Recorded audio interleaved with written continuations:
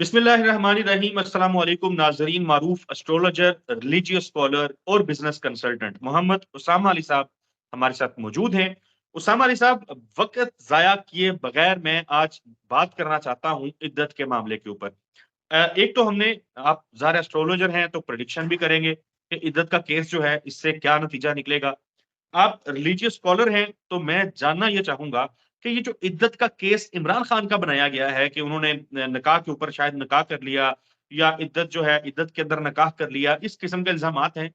तमाम लोग जो हैं वो इन इल्जामात से वाकिफ हैं। जो इल्जामात इमरान खान पे लगाए जाते हैं, बुशरा बीवी पे लगाए जाते हैं, और फिर उनकी करैक्टर असैसिनेशन की कोशिश की जाती है, खास तौर पे बुशरा बीबी के हवाले से। क्या है दीन इस्लाम इस हवाले से क्या कहता है, और ये केस इमरान खान पे कितना स्ट्रांग है? क्या वाकई जो इल्जामात लगाए गए हैं उसमें कोई वजन है? बिस्मिल्लाहिर्रहमानिर्रहीम। अल्लाहुम्मा सल्ली अला मोहम्मद व आले मोहम्मद। असद साहब, इसकी जो इद्दत की एक्चुअल पहले तो कोड को समझना जरूरी है कि कोई भी, मैं समझता हूँ कि इस्लामी हुक्म जो है उसकी एक जी। सेंस है। और ये बड़ी हमारी बदकिस्मती है कि आज तक इस्लाम की बात या इस्लाम के जो मुबल्लिग रहे अब तक, उनसे जी। जब भी किसी सादा लोगों ने कुछ पूछा तो उन्होंने बस गुनाह सवाब और अल्लाह का हुक्म कह के उसको टाल दिया, और उसके कॉन्सेप्ट्स नहीं लोगों में क्लियर किए उसके जो हुक्म के, जिसकी जी। वजह से आज इस्लाम बड़ा वीक हो रहा है और बड़े बड़े फितने जन्म ले रहे हैं और बड़े बड़े मुबाहिसे और बड़ी बड़ी जैसे मामलात हो रहे हैं। तो मैं सबसे पहले तो ये समझता हूँ कि आपके चैनल के तवज्जुह से आज कि किसी भी हमारे व्यूअर को पूरी दुनिया में कहीं भी किसी भी प्लेटफॉर्म पे इस्लाम के किसी भी हुक्म की सेंस क्लियर ना हो, इलल ना पता हो, रीजन ना पता हो, लॉजिक ना पता हो, तो वो आपके चैनल पे राब्ता करके क्वेश्चन आपको भेजे, हम उसको आंसर करेंगे। Even with the comparison between the religion, मतलब आप क्रिश्चियन के साथ हैं, बच्चे स्कूल जा रहे हैं, वहां कोई ऐसे क्वेश्चन उठ जाते हैं जो बच्चे घर आके पूछते हैं। आप जीविश कम्युनिटी के साथ हैं, आप हिंदू कम्युनिटी के साथ हैं, इंडिया पाकिस्तान वट एवर, पूरी दुनिया, सबके लिए एक ओपन वेलकमिंग है मेरी तरफ से, और बेफिक्र होके अल्लाह के हुक्म से किसी किस्म की फिक्र की भी जरूरत नहीं है। हम ये नहीं कहेंगे कि तौबा नाउजुबिल्ला ये क्या बात कर दी, हम आंसर देंगे अल्हम्दुलिल्लाह। दूसरी बात है कि इद्दत को जो समझना जरूरी है कि इद्दत होती है इसलिए ताकि वज़ाए हमल हो सके। एक मुद्दत रखी गई जिसमें अगर कोई खातून प्रेग्नेंट हो तो उसकी प्रेगनेंसी वाजे हो जाए, क्योंकि जो औलाद का मामला है किसी का, वज़ा हमल का, वो इतना क्रिटिकल है क्योंकि इस्लाम इसी वजह से औरत को दूसरी दो सेम टाइम पे शादियों की इजाजत नहीं देता। जैसे मर्द दो औरतें रख सकता है तो औरत नहीं रख सकती, क्योंकि अगर वो किसी के साथ अज़दवाज कायम कर लेगी दो जगह पे, तो बच्चा बताना बहुत मुश्किल होगा कि ये जो बच्चा है या बच्ची है या जो पैदा हुआ इसका वालिद कौन है।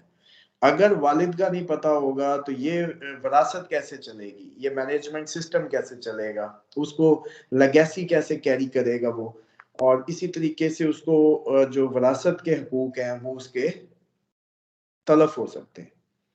इसी बिल्कुल। वजह से ये इद्दत का रखा गया है एक टाइम के जिसमें मेडिकली अगर कहीं कोई इस तरह का जो है हमल ने वाजे होना हो तो वो हो जाए, ताकि उसकी वालिद की शनाख्त बरकरार रह जाए उस बच्चे की। ये नहीं कि औरत आगे चली गई तो वो फिर इस मशक में ही पड़े रहे कि ये पिछले का है कि उसका है। ठीक है जी। ठीक है। ये तो है बुनियादी रीजन जो समझनी जरूरी है इद्दत की। अब अगर एक खातून कहती है कि मैं 6 माह से, उसका शोहर ये मानता है मीडिया पे आके कि ये तो मुझसे 6 माह की नाराज होके चली गई थी, तो इसका मतलब है कि 6 माह का अरसा तो वो एक दूसरे के करीब नहीं हम्म। रहे। तो जबकि इद्दत का जो दौरानिया है, ठीक है, वो जो इतना उससे कम बनता है, जो 6 माह से कम बनता है। अब अगर आ जाए कि भाई आपको उस वक्त ये सारा क्लेम उठाना था जब आपकी ताजी ताजी ताजा ताजा मामला था, ताकि उस केस में कोई जान होती, जज आज पूछ सकता है कि भाई आज तुम्हें क्या तकलीफ है, उस वक्त तो तुम ये केस करते। मिसाल के तौर पे शरिया कोर्ट में एक मिसाल है, इस केस को ले जाया जाएगा। इस्लामी शरिया कोर्ट पूछेगी कि भाई जिस दिन तुम्हारी बीवी ने निकाह किया था उस दिन ये एप्लीकेशन बनती थी हमारे पास आनी, जिसमें तुम्हारा क्लेम ये होना था कि मुझे ये चांस है कि मेरा कहीं बच्चा जो है वो मेरे नाम से मंसूब होने की बजाय जिस नए शख्स के साथ ये जा रही है वो उसका ना हो जाए, या वो मेरे बच्चे का बाप ना बन जाए या बच्ची का। तो फिर ये क्लेम में जान बनती थी कि क्लेमेंट जो है या एप्लीकेंट जो है या जो बात कर रहा है उसमें वजन है इद्दत के हवाले से, क्योंकि इद्दत का और कोई रोला नहीं है सिवाय वजह हमल से, इसके अलावा कोई नस नहीं है। मतलब ये आपके प्रोग्राम में चलें, आपको पता है हम पहले भी क्या कहते हैं वो चैलेंजिंग हद तक देते रहते हैं चैलेंज, ये ले जाएं बता दें कि वजह हमल के अलावा इद्दत की कोई रीजन हो तो बता दें, इस्लामी लॉजिक में ये जितने मकातब फिक्र हैं बता दें। ये नहीं होगा।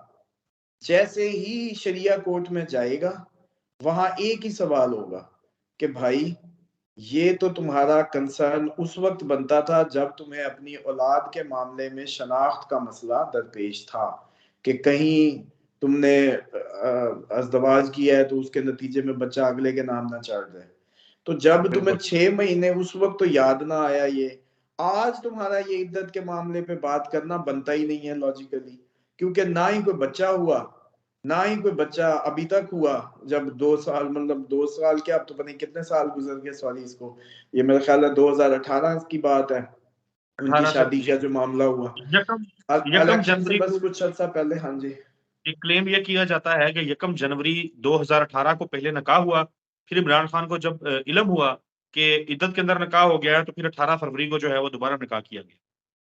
देखें उसमें भी एक बात बड़ी क्लियर है कि आज 3 साल हो गए, बच्चा तो बरामद हुआ नहीं, या 4 साल हो गए, या अब तो 5 साल कह रहे हैं हम।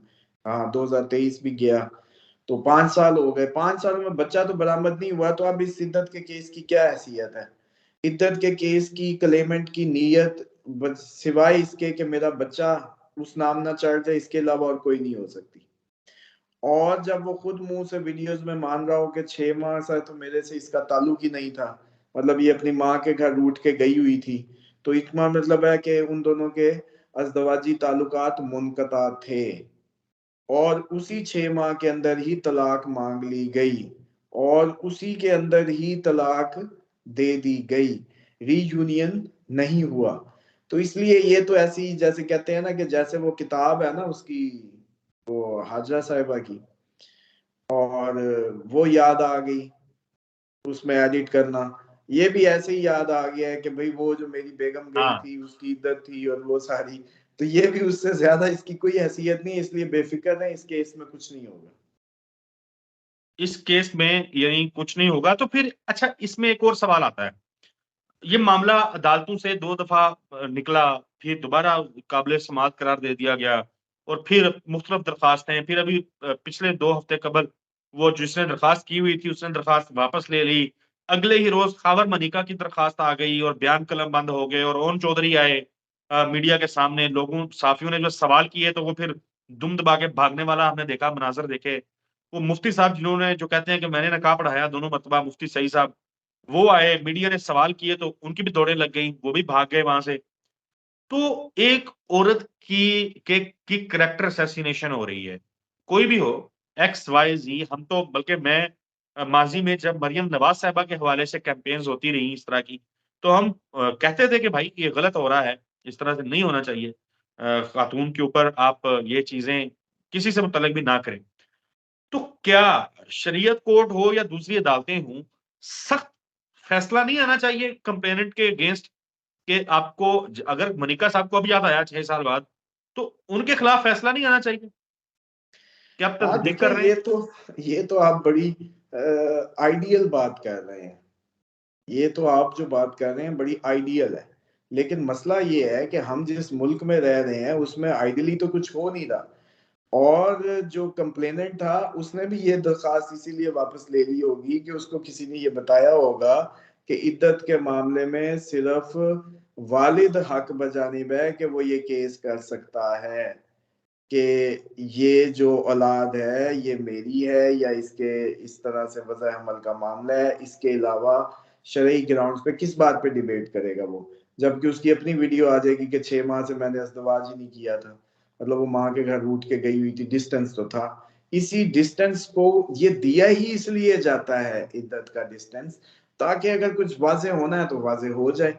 अब इसीलिए उन्होंने जब देखा कि इस केस में जान नहीं है, कि मतलब हमसाया उठ के कह रहा है इद्दत पूरी नहीं हुई, मिसाल के तौर पे, तेरा क्या मामला है इसमें, तेरा क्या इस्तेका, इसीलिए उसने केस वापस ले लिया और फिर इनके जरिए से दोबारा उस केस को पुट कराया गया। लेकिन मैंने अब आपको अगला घर बता दिया, बल्कि ये इनके लॉयर सुन लेंगे, अगर उनको ये शरई जैसे कहते हैं ना रीजन पता लग गई, तो अब तो इस आपके प्रोग्राम के जरिए इनके वकील इनको नहीं टिकने देंगे।